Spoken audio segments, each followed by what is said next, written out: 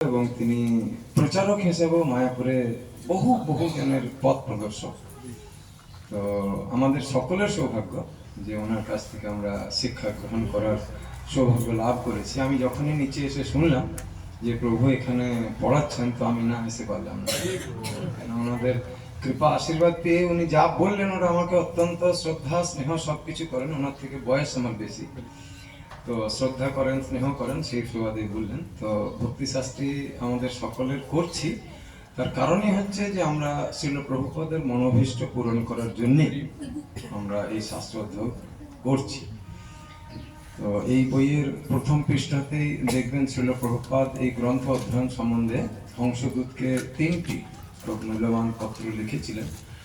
তো তার মধ্যে একটা পত্র হচ্ছে যে আমি চাই যে আমার পরিবারের সমস্ত সন্তান সন্ততিরা এই সমস্ত শাস্ত্র গ্রন্থগুলিকে পুঙ্খানুপুঙ্খ রূপে অধ্যয়ন করে হৃদয়ঙ্গম করে আর কৃষ্ণ ভাবনামৃতের বিরুদ্ধ শক্তিগুলিকে পরাজিত করতে অনুশীলন বা অভ্যাস করবে। তো তাহলে আমাদের লক্ষ্যটা হচ্ছে যে এই শাস্ত্র গ্রন্থের যা নির্যাস রয়েছে, যা দর্শন রয়েছে, সেগুলি পরম্পরাক্রমে আমাদের শিক্ষক বর্গের কাছ থেকে গ্রহণ করে সেগুলি অনুভব করে আর প্রচার আপনারা সকলেই করবেন। উদ্দেশ্য আমাদের সকলেরই, যেহেতু ইসকন একটা প্রচারমূলক সংস্থা, তো কৃষ্ণ ভবনামৃতের বিরুদ্ধ শক্তিগুলিকে আমাদেরকে পরাস্ত করতে বা পরাজিত করতে নিজেদেরকে প্রস্তুতি নিতে হবে। এই কথাটা লেখা আছে, প্রস্তুতি। পরাস্ত করতে হবে বলেনি, পরাস্ত করতে হবে মানেই তখন মনে হয় যে আমাকে লড়াই করতে হবে না, প্রস্তুতি নিতে হবে। তো ভগবত গীতা আগে আমরা অনেকেই পড়েছি, আপনাদের মধ্যে আগে আগে গীতা কে কে পড়েছে? আর এখন গীতা আমরা যা সকলে পড়ছি, তো এই দুই পড়ার যে অনুভব রয়েছে তার মধ্যে পার্থক্য আছে কি? এই পার্থক্যটাই হচ্ছে শ্রীল প্রভুপাদ। এই পার্থক্যটাই হচ্ছে শ্রীল প্রভুপাদ। শ্রীল প্রভুপাদ ভূমিকা আপনারা যখন পড়েছেন ইউনিট 1 এর শুরুর আগে ভূমিকাতে শ্রীল প্রভুপাদ বলেছিলেন যে শ্রীমদ্ ভগবত গীতার অন্তর্নিহিত অর্থ শ্রীমদ্ ভগবত গীতার মধ্যেই নিহিত আছে। আমাদেরকে শুধুমাত্র অর্জুনের মতো মনোভাব নিয়ে সেটিকে অর্জন করতে হবে।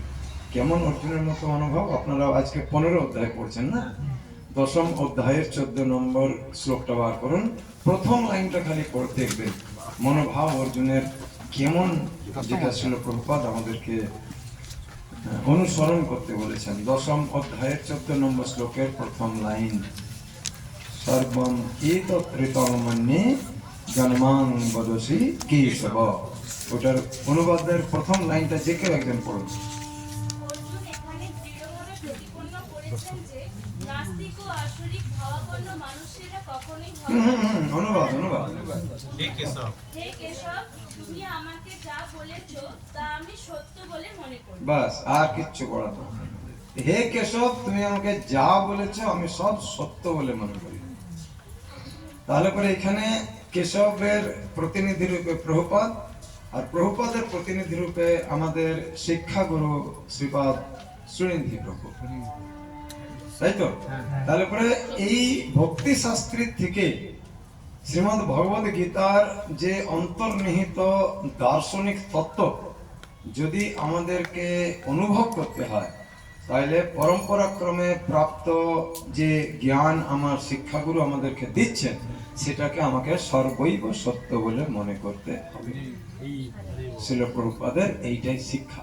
যদি এই মনোভাব নিয়ে আমরা এখানে এই মেচেদা শ্রী মন্দিরে যদি ভক্তি শাস্ত্রী অধ্যয়ন আমরা করি, তাহলে পরিশেষে অবশ্য করে শেষ শ্লোকটাই আছে না, যত্র যোগেশ্বর কৃষ্ণ যত্র পার্থ ধনুর্ধর, তারপরে লাইনে বিজয় শব্দটা আছে। আমরা সকলেই বিজয়ী হতে চাই, তাই না? আমরা কি কেউ পরাজয় স্বীকার করতে চাই না। তাইলে পরে এই মনোভাব নিয়ে পরম্পরাক্রমে আমাদের শিক্ষা আচার্যদের কাছ থেকে যদি বিদ্যা শিক্ষা আমরা গ্রহণ করি, তাহলে আমরাও একদিন বিজয়ী অবশ্যই। এইটাই হচ্ছে শ্রীমদ্ ভগবদ্গীতার সার। হরে কৃষ্ণ। হরে রাম। পর